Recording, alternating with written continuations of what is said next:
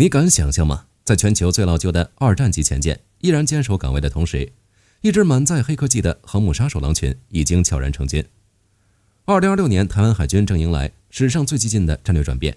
他們正果斷告別傳統的噸位競賽，轉身編織一張密不透風的海上豪豬火力網。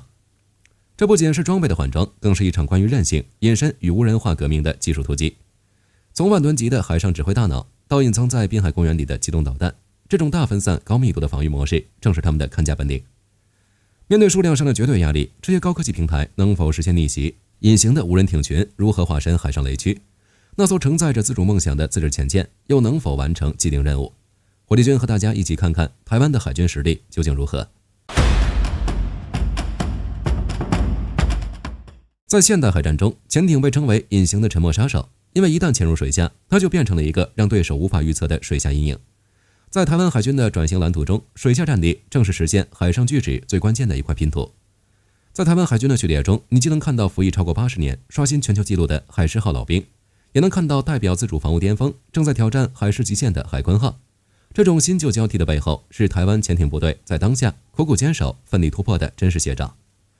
說到海鯤號，網上歷來褒貶不一。2023年9月，首艘自制潛艇海鯤號在高雄正式亮相。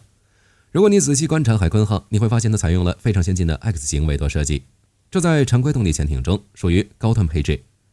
相比傳統的十字形尾舵， X 型設計讓潛艦在淺海與複雜水域中具備更高的機動性，而且經營效果更好，非常適合在台海周邊那些暗流湧動的深海溝壑中執行伏擊任務。而在海鯤號，它搭載了美制的 MK48 Mod 6 AT 重型魚雷，以及右艦84魚叉反艦導彈。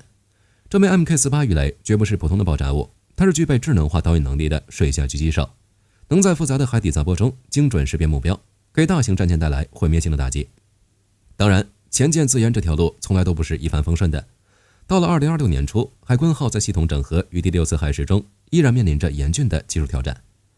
1月29日，海鯤號開始了第一次潛航測試，在火力軍寫稿的時候，測試尚未完成，但到底什麼時候服役，火力軍也不好說。畢竟你看，這個項目原本去年9月份就該完成了，11月份就該交付海軍了，也不知道到底是什麼原因，直到現在才開始測試。在海鯤級真正成军前，海軍的水下脊梁主要由現代化升級後的2艘劍龍級潛艦支撐，海龍號與海虎號。這兩型80年代購自荷蘭的戰艦，在近年來的電子戰升級中，已經換裝了全新的戰鬥系統。他們就像是經驗豐富的老獵人，守候在咽喉水道，為整張防禦網爭取最寶貴的預警時間。台灣海軍的願景非常明確，在未來10年要構建起一支由10艘潛艦組成的現代化水下艦隊。將海域變成大型編隊的禁區，這種水下堡壘的戰略，不僅是對硬實力的提升，更是對潛在對手最強有力的心理威懾。那麼最先進的海鯤號尚未服役，那麼台灣還擁有什麼樣的力量構成堅實的防禦力量呢？首先得看那些排水量過萬噸的巨艦，基隆級驅逐艦，也就是軍民們最熟悉的美制基德級。基隆、蘇澳、左營、馬公這4艘萬噸大驅，在2026年的海上陣位中，依然扮演着不可替代的海上總司令部角色。為什麼在追求不對稱的今天，這些大塊頭依然關鍵？答案就在於他們那強大的 AN/SPG-51火控雷達，以及半徑150公里的標準2型防空導彈。你可能覺得他們沒有神盾相控陣雷達，似乎有點跟不上時代。但在火力軍看來，基隆級的核心價值並不在於單艦格鬥，畢竟它也確實做不到。在火力軍看來，它是海上的信息節點，能將岸基導彈車、預警機以及其他水面艦艇的數據流像織毛衣一樣編織在一起，能夠把戰場關聯起來，幫助決策者做出決策。如果說基隆級是大腦，那麼10艘成功級巡防艦，這艘基於美制佩里級設計的戰艦，常年負責海上的巡弋任務，就是實打實的海上勤務兵。成功級最讓對手頭疼的，莫過於它那極具特色的双速導彈配置，在甲板兩側的斜射架上，同時搭載了次音速的雄风2型以及超音速的雄风3型。想象一下這種畫面，當幾枚雄3以3馬赫的高速在大氣層邊緣俯衝而下，而雄2又利用雷達與紅外的雙重制導在水面隱身前行，這種一快一慢、一高一低的饱和打擊，會給敵方的防禦系統帶來怎樣的計算壓力？不僅如此，在2026年的反潛序列中，成功級家族裡的明船艦與逢甲艦依然是頂尖的深海獵手，因為他們保留了原裝的 SQR-19 拖曳声呐系統，能在複雜的深水區敏銳捕捉到那些隱藏在溫躍層下的水下幽靈。這些大型艦艇或許在戰時面臨着極大的生存考驗，但他們在平時的對峙中卻是維持穩定、展示存在感最強有力的符號。當然，我們也不能回避成功級的缺陷，畢竟是已經服役了好久的老兵，艦體老化沒有改造餘地。更難受的，它的防空力量實在是不夠。不過還好，台灣還有最漂亮、最前衛的康定級。優雅的隱身塗裝，簡潔的艦體輪廓，讓康定級在海上看起來就像是一件精密的工業藝術品。但你知道嗎？在很長的一段時間裡，這件藝術品卻有着讓海軍將官們頭疼的短板。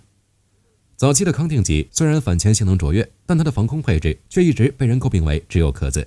在那個防空導彈垂直發射早已成為標配的時代，萬噸大區上竟然還裝備着手動操作、射程不到10公里的海械術導彈。這就像是給一輛法拉利超級跑車裝上了一台除草機的引擎。即便外形再隱身，面對現代化的航空威脅時，也難免顯得力不从心。但到了2026年，這一切都成為歷史。台灣海軍正式開啟了華陽計劃。這不僅是一次簡單的修補，而是一場傷筋動骨的全面現代化改造。工程師們必須對這艘法制戰艦的艦首進行開膛破肚般的重組，要在狹小內部空間裡嵌入整整32單元的華陽垂直發射系統。這對結構力學和隱身設計要求極高，一旦失衡，不僅隱身性能會大打折扣，甚至可能影響艦體的航行安全。而垂直發射系統裡裝載的核心利件，正是由台灣自主研制的海劍2型防空導彈。這款導彈是天劍2型的海軍型號，具備主動雷達制導能力。這意味着它一旦發射，能依靠自己的眼睛鎖定並追蹤目標，支持單艦同時攔截來自不同方向的多個目標。海劍2的高達4馬赫的速度以及約30公里的有效射程，讓康定級從原本只能勉強自保的反潛艦，一躍進化成為了具備點防禦與區域聯防能力的綜合戰鬥平台。當然，有了利劍，還得有銳利的眼睛。華陽計劃中，康定級同步換裝了英國制的 Artisan 3D 坐標搜索雷達，以及泰雷茲的拖曳聲納系統。這意味着在2026年的電磁環境下，康定級能更早的在雜波中揪出掠海飛行的隱身導彈，也能在幽暗的深海中更精準地鎖定潛伏的潛艦。這種舊瓶裝新酒的藝術，展示的是台灣海軍對有限資源的極致壓榨，也是將美法英技術與本土研發深度集成能力的最佳體現。當然，也說了是有限資源，康定級升級的花費實在是太高了。台灣到底有沒有這麼多的經費給康定級全部升級？火力軍也不知道。畢竟從目前來看，軍費似乎也不全是用在軍備上了。說完了大船，我們還要說說小船。畢竟小船能夠快速的生成、快速成軍，更是實施不对稱作戰的真正核心。第一次看到沱江级的人，通常都会被它那獨特的穿浪型雙船體設計所吸引。這種雙船體結構讓它在高速航行時，就像是一輛在波峰上飛馳的超級賽車。超過40節的恐怖航速，意味着它可以在短短幾個小時內，在戰場的任何角落完成部署或撤離。而它那經過精心設計的低雷達反射截面積，更讓它在雷達屏幕上像一只不起眼的飛鳥，極易消失在背景雜波之中。但千萬別被它那不到700噸的排水量給騙了，在火力軍眼裡，這簡直就是一個行走的海上軍火庫。這種小車拉大炮的暴力美學，在量產型的塔江艦上達到了頂峰。而沱江級的核心技術絕對不是硬碰硬，而是教科書般的打了就跑。想象一下這種場景，沱江級利用密集的民用港口和離島地形作為掩護，靜默潛伏在陰影中，它的探測器保持關閉，完全依靠大程數據鏈，接收來自預警機或岸基雷達傳遞的目標信息。一旦時機成熟，他們會突然以40節的高速衝出，在幾分鐘內傾瀉完所有的16枚反艦導彈，然後不等對方反擊，便迅速消失在島嶼的後方或者漁港內。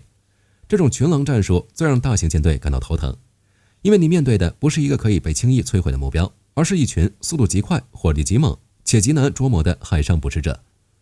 那麼限制沱江級的因素就只能是數量了，畢竟一艘幾百噸的小船再怎麼能塞導彈，數量也多不到哪裡去是吧？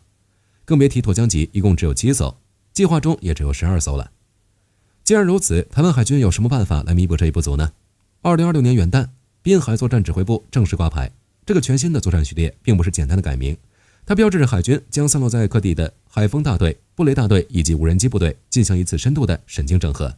為什麼要成立濱海作戰指揮部？理由很簡單，在現代高強度冲突中，固定的港口和大型軍艦是极易被鎖定的節點。但如果我把火力和傳感器打碎、分散、隱蔽化，你又該如何摧毀一張沒有中心的網？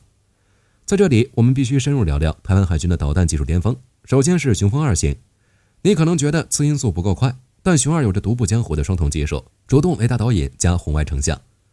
這意味着，即便對方開啟強力電磁干擾，讓雷達頭致盲，雄2依然能夠通過紅外傳感器看着目標引擎的熱源撞上去。這種抗干擾能力讓它成為了海上最頑強的獵犬。而雄風3型則擁有超過3馬赫的飛行速度，讓它在命中目標的瞬間具備極高的動能壓制。增程型雄3的射程據傳已達400公里，這意味着導彈還沒出港口，威脅就已經籠罩了整個戰場。更有意思的是，2025年後，美制魚叉導彈系統的正式集成，100套暗制魚叉與自制的雄風導彈混合編隊。這種自研外構混合的模式，讓反干擾能力和打擊彈道變得更加多樣化，讓對方的計算電腦陷入無窮的邏輯陷阱。不僅如此，受近年來全球局部衝突的深刻啟發，台灣海軍在2025年後開啟了規模驚人的無人艇採購計劃，其中最典型的代表是海沙680。這些全長不到7米的無人小艇，航速卻輕易突破64公里每小時。它們不僅體積微小難以探測，更裝備了最先進的 AI 識別系統，能夠自主識別目標，並實施精準的集群化打擊。想象一下，當數百只海沙像蜂群一樣從不同角度同時發起衝刺，其中一部分攜帶高爆炸藥，實施自殺式攻擊。另一部分則搭載電子干擾模塊，負責誘敵和致盲雷達。這種高密度的飽和突擊，即便是世界一流的防禦系統，也會在瞬間陷入計算超載。這種廉價但極其高效的海上進取策略，是豪豬戰略最核心的邏輯，用最小的成本換取對方無法承受的代價，配合上穿梭在艦隊上空的銳淵與紅雀無人機，海軍的超視距之眼已經實現了從深海到高空的權威感知。聊到這裡，大家應該已經發現，2026年的台灣海軍正展示出一種前所未有的複合型海上力量姿態。它不再執着於艦艇的總噸位競賽，而是將有限的資源投入到了極致的不對稱變革中。2026年的台灣海峽正成為一個充滿了 AI 算法、超音速導彈與機動火力的高複雜度防禦體系。你覺得這套豪豬戰略真能改變未來的海上規則嗎？那艘自制的海鯤號又能否在2026年交出一份完美的成績單？歡迎在評論區留下你的專業看法。如果你喜歡今天的軍事解析，別忘了點讚訂閱。我是火力軍，我們下期再見。